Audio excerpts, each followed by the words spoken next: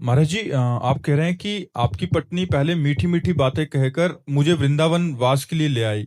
और हमारा घर तो गुड़गांव में है, और पहले मैं उसकी पहले नंबर पे आता था। अब वो धीरे धीरे मैं पीछे जाता जा रहा हूँ। वृंदावन धाम और ठाकुर जी आ रहे हैं। जब वृंदावन लेके आई थी तो कहती थी यहाँ तो बस सोना और पड़े रहना तुम्हारा भजन ही है।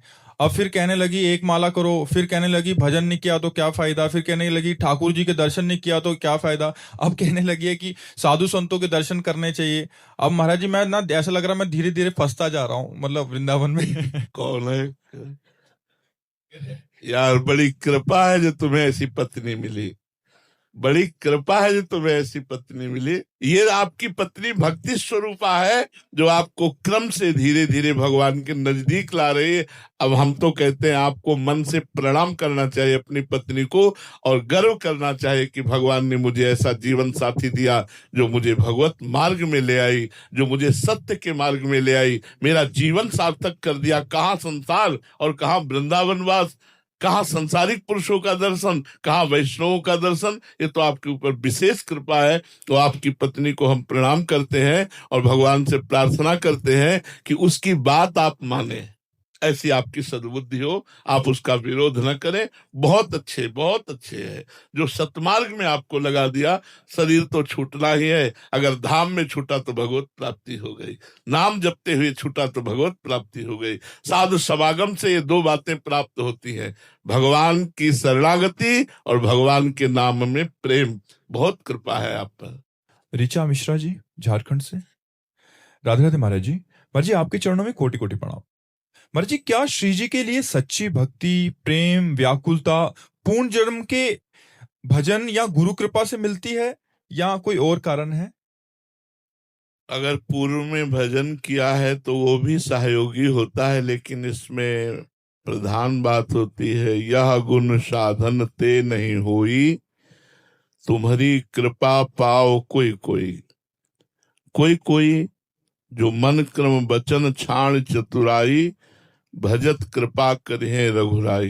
जो मन से, वचन से, कर्म से भगवान की शरण में होकर निरंतर भगवान का सुमिरन करता है, सुमिरन करते करते उसके मल विक्षेप आवरण नष्ट हो जाते हैं और वो व्याकुल हो उठता है प्रभु के लिए। तो ये भगवान की कृपा हुई कि उसका साधन से प्रेम हो जाए। पहले साधन में प्रेम होना चाहिए। जो हमें नाम रूपी साधन, संत समागम रूपी साधन, ठाकुर सेवा, शास्त्र स्वाध्याय, समाज सेवा, परिवार की सेवा, ये सब कृष्णार्पणम वस्तु से हो, भगवद अर्पित करने के लिए, और निरंतर नाम जप हो, तो पूर्व जन्म का भजन अगर है तो फिर वो बचपन से भजन में लगा देता है। या कोई भोग की आकांक्षा से भ्रष्ट हुआ योगी है तो पहले भोग प्राप्त होता है, फिर उस भोग से उसे वैराग्य होता है, तब भजन में लग जाता है। लेकिन प्रेम ये केवल कृपा से प्राप्त होता है। इसका जन्म जन्मांतर के भजन से कोई तात्पर्य नहीं है।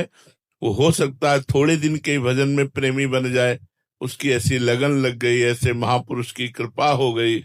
ये कृपा संगक है, बिना कृपा के प्रेम प्रकट नहीं होता।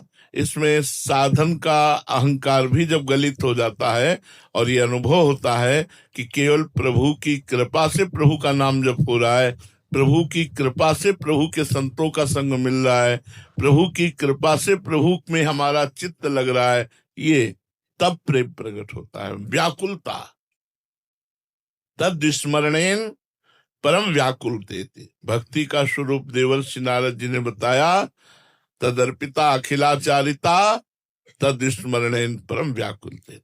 समस्त आचरण भगवान के अनुकूल हो और एक क्षण के लिए भी विस्मरण होने पर हमारे हृदय में परम व्याकुलता जागृत हो जाए।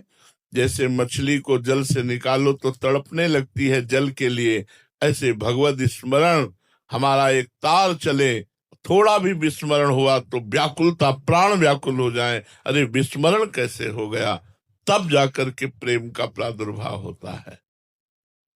रमेश कुमार जी, सोनीपत से। राधे राधे महाराज जी। हे गुरुदेव भगवान, वो मन क्या करे जो जानता है कि सत्य क्या है, पुण्य क्या है, धर्म क्या है, लेकिन असत्य की ओर चलता है, पाप कार्यों में लिप्त रहता है। असल बात वो जानता नहीं है। वो ऐसे ही है जैसे स्वप्न में हम देखा कि हम जग गए, स्वप्न में देखा कि हम जग गए और अमुक कार्य कर रहे हैं, लेकिन वो स्वप्न में ही है, अभी जगा नहीं हुआ है। जब जग जाओगे तो फिर ये भोग विलास, ये गलत आचरण, ये सब अच्छा नहीं लगा। जाने सुतवही जीव जग जागा, जब सब विषय विलास विरागा। समस्त भोगों से वैराग्य हो जाए, कुछ अच्छा ना लगे, तो वास्तविक जानकारी वो हुई।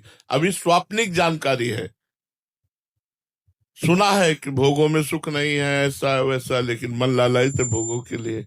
अभी मलिनता गई नहीं, अभी विक्षेप मल आवरण सब बना हुआ है। इसलिए डट के साधना करो। जानकारी का सदुपयोग करने के लिए अध्यात्म बल चाहिए। हम जानते हैं ये नहीं करना चाहिए, फिर भी कर रहे हैं। हम जानते हैं ये करना चाहिए, फिर भी नहीं कर पा रहे हैं। इसका कारण है आध्यात्मिक बल की कमी। आध्यात्मिक बल संतों के समागम से, भगवान नाम जप से, शास्त्र स्वाध्याय से, संयम नियम से ये अंदर जागृत होता है। फिर दृढ़ प्रतिज्ञ हो जाता है साधक। जो बोलता है वही करता है, जो सोचता है वो सत्य सोचता है, असत सोच को रौंद करके वो सत्य मार्ग का पथिक बन जाता है। तो इसमें साधना की जरूरत है। अब आजकल की क्या साधना, 10-11 बजे तक सोते हैं लोग। बड़ी पीड़ा है इस बात की कि लोग ब्रह्म मुहूर्त में नहीं जगते हैं, रात्रि में मनोरंजन करते हैं, मन विलास में समय व्यतीत करते हैं, और 2 बजे 3 बजे सो जाएंगे और 10-11 बजे तक सोते रहेंगे।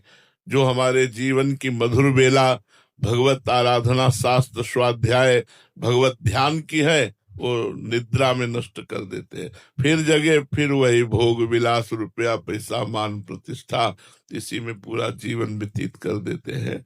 वृथा बलगन करत दिवस खोवत सकल, सोवतन रात नहीं जात जानी, ऐसे ही भांति कबहो न समझे कछु, कौन सुख दुख को लाभ हानि। क्या वास्तविक सुख है, क्या दुख है, क्या लाभ है, क्या हानि है, ये जीव समझ नहीं पा रहा है। सुख है भगवान का यश श्रवण करना, यश गान करना, नाम जप करना, परोपकार करना, धर्म पूर्वक अपने कर्तव्य का पालन करते हुए भगवत स्मृति में रहना। दुख है भगवान को भूल करके संसार के भोगों में रत होकर समय को नष्ट करना। बड़ा भयावह है। रोज आयु हमारी नष्ट होती चली जा रही है। दिन गया, रात गई, ये सब हमारी आयु से कट रहे हैं। अब हमारी आयु थोड़ी रहती चली जाए, पता नहीं शाम तक जिएंगे कि नहीं जिएंगे, कल तक जिएंगे कि नहीं जिएंगे। फिर भी हम प्रभु को नहीं सुमिरन कर रहे, फिर भी हम अपने कल्याण की बात नहीं सोच रहे। बड़ी अज्ञानता है। हमें सावधान हो जाना चाहिए। केवल मनुष्य शरीर से ही साधना करके हम भगवत प्राप्ति कर सकते हैं। तो ये जो जानकारी है, इसका प्रयोग तभी होगा जब खूब नाम जप करोगे, अध्यात्म बल वाले बनोगे। श्री हरिवंश नाम बल लहो, अपने मन भाई सब कहो, रहो शरण हरिवंश की। जब हम नाम जप करते हैं, आचार्य गुरु की शरण में होते हैं, तो हमें वो बल प्राप्त होता है कि जो हमें जानकारी मिली है उसके अनुसार हम चल पाते हैं। नहीं, जानकारी तो सबको है यार, कि संसारिक आदमी भी जानता है यहाँ से कुछ लेके नहीं जाएगा, लेकिन थोड़ी थोड़ी बात के लिए वो लड़ जाते हैं, वो एक दूसरे का हिंसा कर देते हैं। क्या ज्ञान है? जब यहाँ से कुछ ले नहीं जाओगे तो धैर्यवान क्यों नहीं बनते, समता क्यों नहीं लाते, शांत क्यों नहीं रहते? लेकिन वो ज्ञान केवल बातों का है, अंदर ज्ञान नहीं। अंदर ज्ञान अध्यात्म ज्ञान है, और सच्चा ज्ञान जब प्रकट हो जाएगा तो फिर संसार से वैराग्य हो जाएगा। संसार में रहते हुए भी वो असंग रहेगा और परमात्मा प्राप्ति के लिए व्याकुल रहेगा कि रोज का रोज हमारा प्रतिपल नष्ट होता जा रहा है। जल्दी से मुझे भगवत प्राप्ति हो जाए, जल्दी से मुझे ज्ञान प्राप्त हो जाए। पता नहीं शरीर छूट जाए तो फिर अधूरा जीवन, फिर किस योनि में जन्म मिले। जब भरत जैसे महापुरुष को हिरण की योनि मिल सकती है, तो अपने लोगों को नाली का कीड़ा बनने में कितनी देर लगेगी? इसलिए बहुत सावधान होकर नाम जप करो, और जो जानकारी है उसका प्रयोग तभी कर पाओगे जब अध्यात्म बल वाले बनोगे। राजीव माहेश्वरी जी, गाजियाबाद से। महाराज जी, भगवान की इच्छा में अपनी इच्छा मिलाने को कैसे समझें? पहले भजन करो, भजन भजन करते करते जब अहंकार भगवान के चरणों में समर्पित हो जाता है तब होता है ये। हृदय में प्रेरणा हुई और प्रेरक रघुवंश विभूषण वो वही करता है, वो सिद्ध पुरुष होता है। साधक को हृदय की प्रेरणा के अनुसार नहीं करना चाहिए, हृदय की प्रेरणा को शास्त्र और संतों की वाणी से जांचना चाहिए। शास्त्र प्रमाणित प्रेरणा है तो करेंगे, शास्त्र प्रमाणित नहीं तो नहीं करेंगे। सिद्ध पुरुष या मूर्ख पुरुष दो ही हृदय की प्रेरणा से चलते हैं। मूर्ख है, उसको ज्ञान नहीं तो जो मन में आया सो कर बैठा। सिद्ध पुरुष वो भगवान की प्रेरणा जो होगी वही वो करेगा, उसके हृदय में कोई संकल्प विकल्प नहीं होता। हम बीच वालों को जो संकल्प विकल्प वाले हैं, तस्मात् शास्त्रम प्रमाणमते कार्याकार्यो व्यवस्थितो, कार्य और अकार्य, विधि और निषेध करना चाहिए या नहीं करना चाहिए, इसकी जांच शास्त्रों से या संतवाणी से करनी चाहिए। अगर वो संतवाणी और शास्त्र से मिलती हुई बात है तो हम करेंगे, वो विधि है। अगर नहीं मिलती तो वो निषेध है, हम नहीं करेंगे। हृदय की प्रेरणा के अनुसार सिद्ध पुरुष चलता है, साधक को शास्त्राज्ञा के अनुसार चलना चाहिए।